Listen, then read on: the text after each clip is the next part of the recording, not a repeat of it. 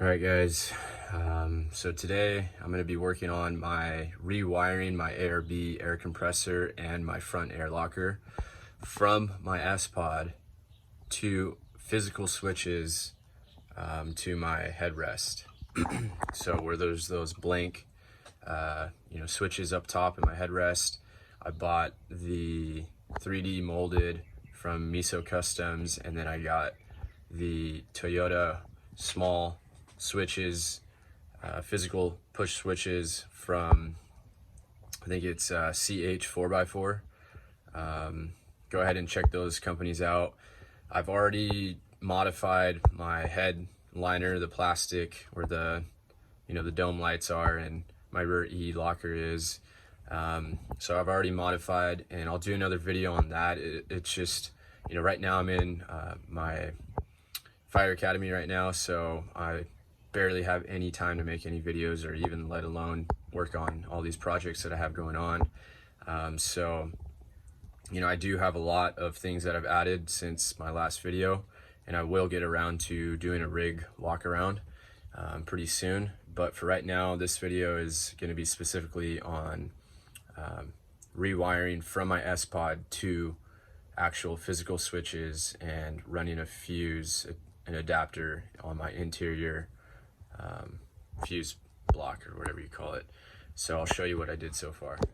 All right, so here is my wiring harness right here from ARB. So again, I had, what was it?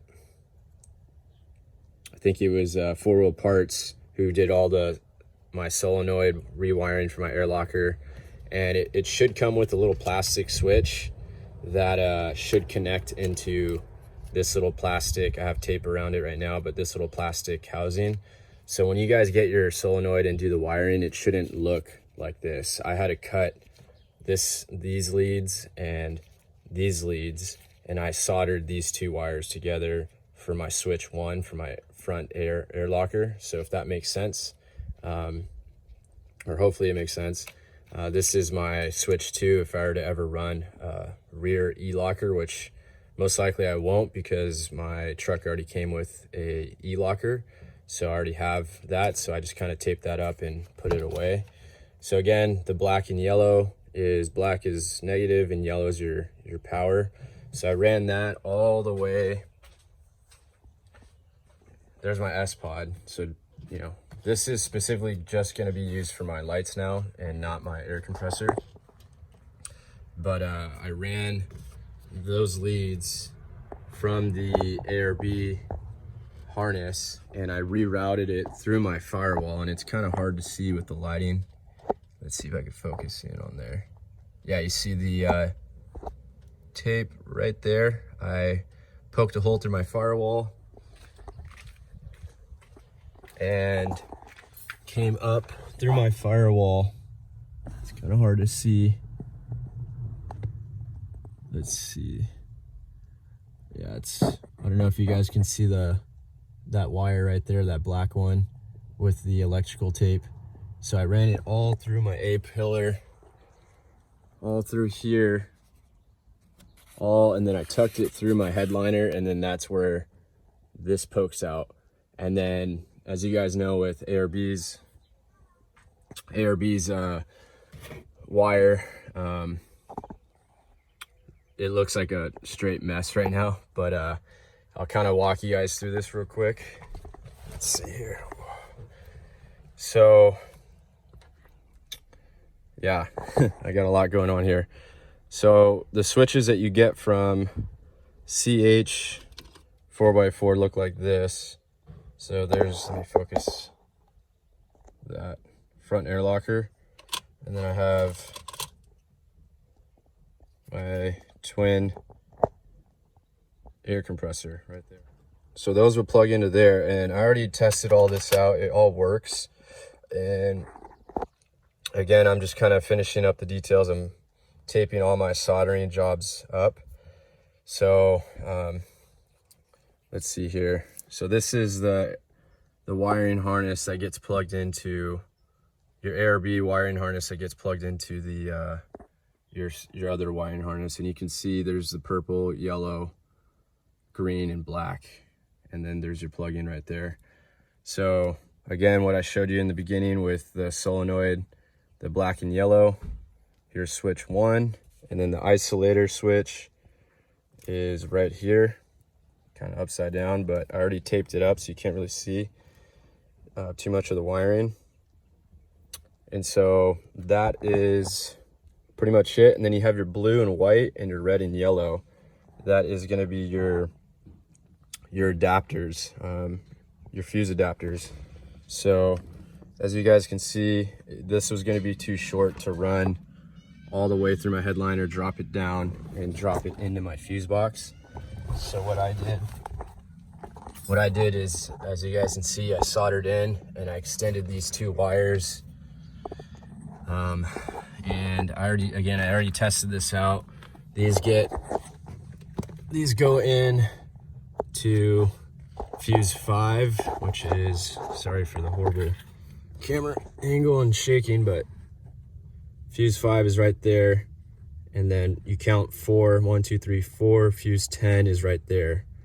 And so you tap into those for your adapter, and pretty much that's it. I'm going to show you what the Meso Customs headliner looks like.